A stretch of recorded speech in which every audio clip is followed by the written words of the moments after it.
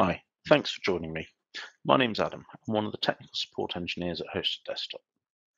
Today I'm going to be demonstrating our spam filter and our email archiving product. If you have any questions during the course of the webinar, please type them into the chat window and we'll answer them following the webinar.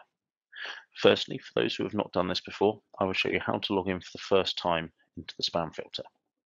You need to go to quarantine.hdcloud.co.uk. You'll then see this screen. You need to select the Retrieve Login link. This link can also be used should you have forgotten your password if you've already signed up. So you pop in your email address and then select Submit. Then tell you that the email has been sent. If you go to your Outlook, you'll see you have been sent an email requesting for you to change your password with a link here for setting your password. If you select that link, take you here, you can pop in a new password. Now this password it will reject because it doesn't meet the minimum standards. The standards are 8 characters, 1 uppercase and 1 lowercase. So long as you've got those, it should be fine.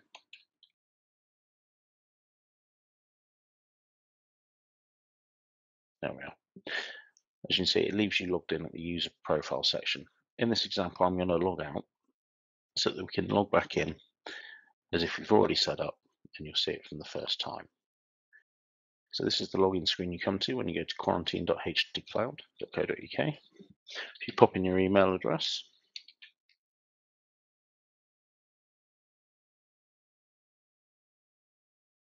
and the password that you just set, it will then log you in. The screen that you see here is called the dashboard. This gives you an overview of everything that's available. All the options are available here as icons. You can also select them at any time from the left-hand side here. The first thing we're going to look at is the spam quarantine. So you go into the spam quarantine, it will load this and show you all the messages that have been quarantined over the last 28 days. After 28 days, it will automatically delete any emails that are left in the quarantine. If you've gone into the quarantine and you've had a look and you're happy that these are all spam, you can actually select this option up here, which is to empty the quarantine, and that will delete everything permanently. You can select multiple emails at once and click the drop down to get one of these 3 options. Now the options here are to remove, which is the same as emptying the quarantine. It will delete that specific email permanently. You can release the email, which will deliver it to your mailbox, or you can release and train. Now this will also deliver it to your mailbox, but it will update the database so that the spam filter can look at this particular email, realize you've said that it's not spam, and it will start to look at the data and build new trends so that it stops quarantining emails that shouldn't be. If you're unsure about an email, you can click on the subject line here, and it will allow you to view more details of a particular email, such as the date, where it came from, who it was sent to, the subject, and you can also view the email itself. You've got the option of viewing it in both plain text or HTML. This particular email, however, doesn't have a HTML version. So as you can see, you can read what's in there. If you're slightly more technical, you can also read the raw data, which will give some of your information that you may be after. Now in this particular example, I'm just going to select release as opposed to release and train, as this is a genuine spam email and we don't want to update the system to think it's okay. So when you hit release, it will prompt you to confirm that you want to release it under the circumstances. You hit apply and it will then process it. If you go to your Outlook, you'll see that that email has now been released. As soon as we're in Outlook, I will now show you how to report emails that may have slipped through the net that are spam emails but have ended up in your mailbox. There's an add-in available for Outlook, which if you haven't already got, you can request by contacting our support desk on support@hosteddesktopuk.co.uk. And once the add-in's installed, you'll have this option up here and the report spam icon. You can do more than one email at once, so you can select multiple emails and then click the button. But in this case, we're just going to select this one here, which is the one we've just released. When you hit report spam, it will pop up with this little box here saying that it's sending the mail. It will then send it to your deleted items, as well as sending information back to the server to train it so that it knows not to let emails of that nature through again. Now, whilst we're in Outlook, I will now go through one of the quarantine reports with you. The quarantine report is set by default to arrive daily and show you any emails that have been quarantined in the last 24 hours. It comes through in this format, so it shows you the date, who it was from, the subject, details it was blocked, and gives you the option to release. Now, in this particular example, you can select an email if you want to see more information about it, and it will take you through to the preview screen as shown before within the quarantine, so you can read a little bit about the email. I'll close this one down and go back to Outlook and show you that the other option you have is to release the email. I won't do this in this particular example as it doesn't just release, it releases and trains, and these are genuine spam emails and we don't want to train the system. But if you do that, it will release it and the mail will appear in your Outlook as normal. Now, if we go back to the quarantine, I'll show you some of the other features. So we'll go back to the dashboard first of all, and I'll show you a little bit more about the report. So in here, periodic user report is where you've got all the settings for that daily report that comes through. As you can see, there's just the one setup, which is standard. You've got three options if you select it. You can remove it, which will delete the report altogether and you won't receive it again. You can disable it, which will then confirm if you'd like to do this. And once that's done, the report will then be crossed out and it will not be sent through until you go back in and enable it.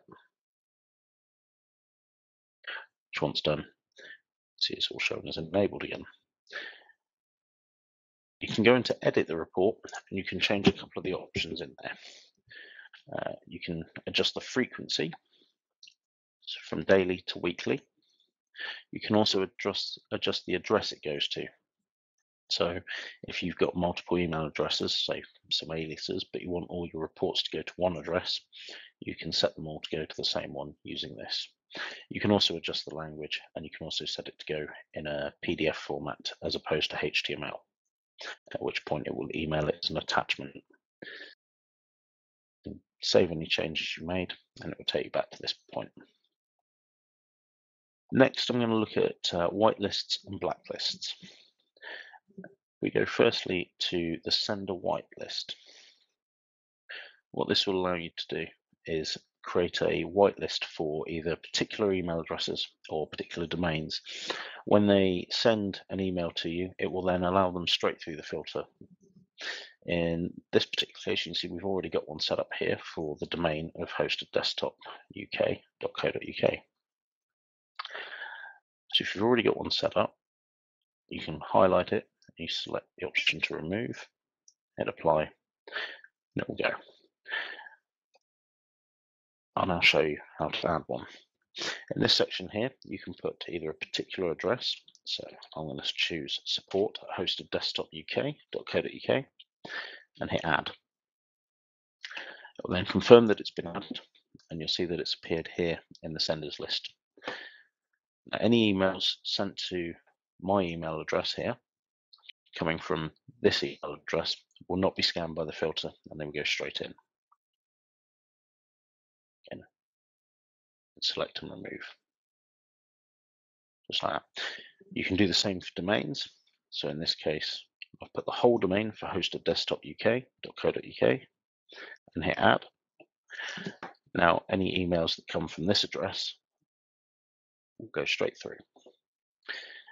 The next option here is the recipient whitelist. Now, this is for your own email address. You can set your email address as whitelisted. However, this will allow anything to come through to your email address without being scanned by the filter. It's something we strongly advise against, as it can leave you prone to phishing attacks and malware and viruses, but it is an option there should you wish to use it. We also have the sender blacklist. This is similar to the whitelist, as far as adding accounts. So in this case, we'll just add a domain as opposed to an email address. Select hosted desktop.uk.co.uk. As you can see, it's added it there. Now, any emails sent from this domain to this address will automatically be blacklisted and chucked straight into the quarantine. It won't allow them to come through to Outlook, irrespective of the content. In this case, we don't want to do that. So much the same as before, you can just select, highlight, and remove. And then that.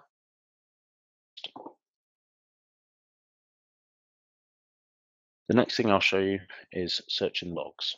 So again, you can either select this here, or you can go back to the dashboard and then select log search. Now this is going to give you the option to search for particular emails. So you can search for the latest results, which will just display anything recently, or you can search within a date range. In this example, I'm going to pick a nice long date range. So we have quite a few examples in there.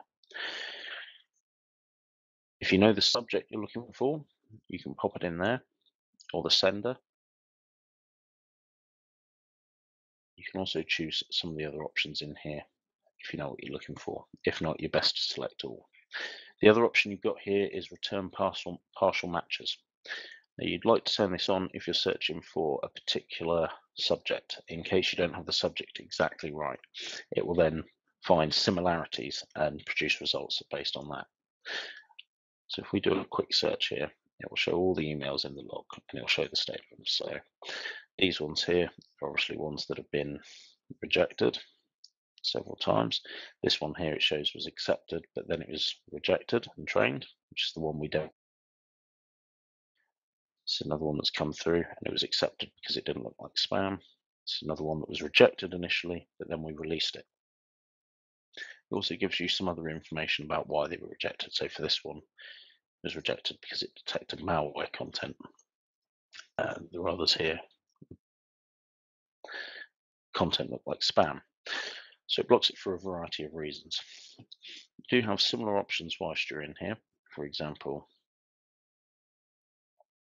you can select the email there. You can choose to view the email, which will take you to the preview screen like we've demonstrated before, or you can release. You can also click here to see the email like before. Now you'll notice there are a few options here that are grayed out. They've either already been released or accepted, or you'll find there are certain ones where this one malware content. So it's found it contains some viral software which you don't want on your system, and it's not going to allow you to release it. Now I will show you the email archive system, which again you can get to through here, or you can go to the dashboard and you can go into the archive. Again, you can search your emails within your archive. So I'm going to set a nice long date range on this. You can put a query in there. So if it's something particular, so part of the subject, part of the address maybe, you can also select anything else in there and you can choose whether it's incoming or outgoing. So I'm just going to do a general search so we can see anything that's coming to the archive for this account. So you can see there's quite a few emails that come through here. What I'm going to do is I'm going to demonstrate the usefulness of it here. So if we go into Outlook, we've got this particular one, do not delete, very important. I've deleted it. Now, if we go back to the quarantine, to the archive rather, in the results here, that email was archived when it came in. You can either select it from here and choose to redeliver, or if you're unsure that it's the email you're looking for, select on the subject line here, which will take you into the email itself. You see it opens up the email. It'll show you the plain text. Obviously, this isn't actually anything in there. Again, same with the HTML. It does show you the subject line, the date it was sent, where it was sent from. It'll show, if you've got technical knowledge, you can look at the technical data behind it. Now, you do have the option to redeliver this message, which select here. You also have the option to send it to another recipient should you wish to. So you can pop in an additional email address. In this case, I'm just going to select redeliver. A moment or two while it does this. As you can see, it's processing it now, and it will queue it for redelivery to the original recipient. It can take up to 10 minutes to come through. I will just go back into this particular one and show you here.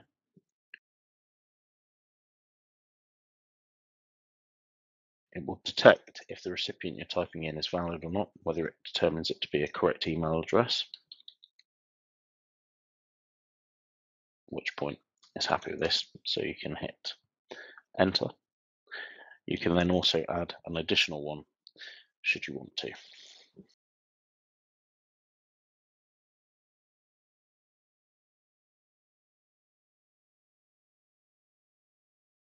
So this will now deliver it to the original destination. We'll send it to this address and to this address. As you can see, it will take a moment while it runs through to do this. Now queue them for delivery to the original and the 2 additional specified.